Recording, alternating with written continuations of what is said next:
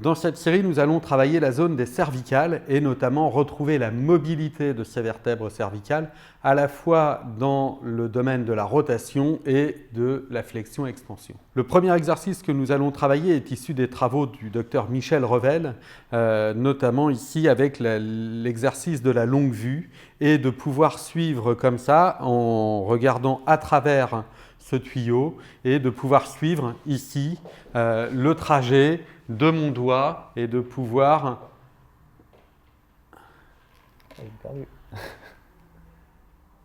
Ce premier exercice permet justement de travailler la mobilité cervicale sans avoir le couplage oculo-céphalogire. Dans cet exercice de la météorite, le champ visuel produit par le masque est faible et on demande au sujet de suivre une météorite qui se déplace un petit peu dans tous les sens. Ça revient exactement à l'exercice que nous avons fait avec la longue vue, mais le sujet du coup est tenté de suivre la météorite et produit ainsi des mouvements au niveau cervical où il va plus loin que ce qu'il ferait spontanément et pris par le jeu, finalement, il est tenté de suivre cette météorite. Évidemment, comme toujours, ça finit par s'accélérer un petit peu. On peut aussi paramétrer les amplitudes. Ça va, Diogo? Tu ne souffres pas? Non, voilà. Ça va de plus en plus vite. Exactement. Dans cet exercice, nous allons inviter le patient à tourner la tête au maximum. Alors, dans un premier temps, souvent, je me mets derrière le patient et je le tiens ainsi. Voilà, et je lui demande de tourner la tête vers la droite et vers la gauche jusqu'au bout du mouvement. Voilà. Encore, voilà, bien à droite. On voit chez lui que c'est un peu plus facile à droite qu'à gauche. Éventuellement, à gauche, ici, je peux venir pousser un petit peu avec la main ou alors inviter le patient à, quand il tourne à gauche, pousser avec vos doigts, comme je l'ai fait sur votre menton, pour aller plus loin. Allez-y, aidez-vous. Voilà, très bien. Et tournez de l'autre côté, et ainsi de suite. Ça permet au patient de travailler chez lui sa mobilité cervicale tout seul.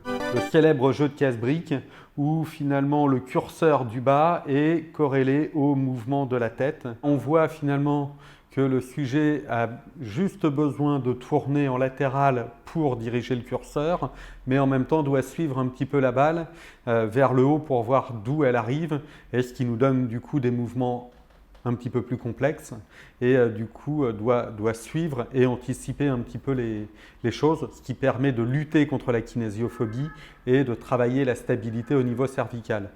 L'autre plan qui peut nous intéresser, c'est justement le plan sagittal avec la notion de flexion et extension. Alors on peut demander au sujet de pencher la tête un maximum en avant, voire éventuellement d'enrouler un peu les épaules en même temps pour étirer les muscles de derrière. Et puis on peut ensuite lui demander d'aller dans le sens de l'extension tout en ouvrant les épaules. Voilà. Classiquement, les patients ont plus de mal à aller vers l'arrière, donc refaites encore un petit peu en arrière. Souvent, ils arrivent à faire une extension essentiellement en haut et peu en bas. Alors pour compenser cela, on peut lui demander de d'abord faire un peu double menton, emmenez bien la tête en arrière et maintenant faites une extension haute. On va le refaire ainsi, ramenez voilà, globalement et maintenant extension au niveau haut. Alors dans cet exercice de l'écureuil, nous sommes dans un mouvement de poursuite oculaire où le sujet doit suivre l'écureuil. Il est placé sur une chaise avec le dos droit et plus ou moins un dossier pour que finalement le mouvement ne soit pas fait au niveau thoracique et que le seul endroit où il puisse faire le mouvement, ce soit au niveau de la tête. Et du coup, quand il va vers le haut, eh bien, il recherche le mouvement d'extension au niveau cervical et quand il va vers le bas, permet de rechercher le mouvement de flexion au niveau cervical. Évidemment, comme toujours, nous pouvons doser l'exercice et l'intensité, l'amplitude du mouvement en fonction des capacités du sujet au départ ou alors nous pouvons aussi augmenter ici un petit peu la difficulté en augmentant la vitesse de mouvement. Ah oui, c'est énervé là. Et oui, et plus le temps passe, plus l'intensité va augmenter progressivement pour que finalement le jeu s'adapte aux capacités du patient naturellement. Bon alors Diogo, pour le dernier exercice, on va travailler l'autograndissement axial actif. Pour ça, tu vas te redresser comme si tu voulais venir toucher le plafond ici avec la tête et en te redressant bien. Tu tiens en l'air 7-8 secondes et tu relâches.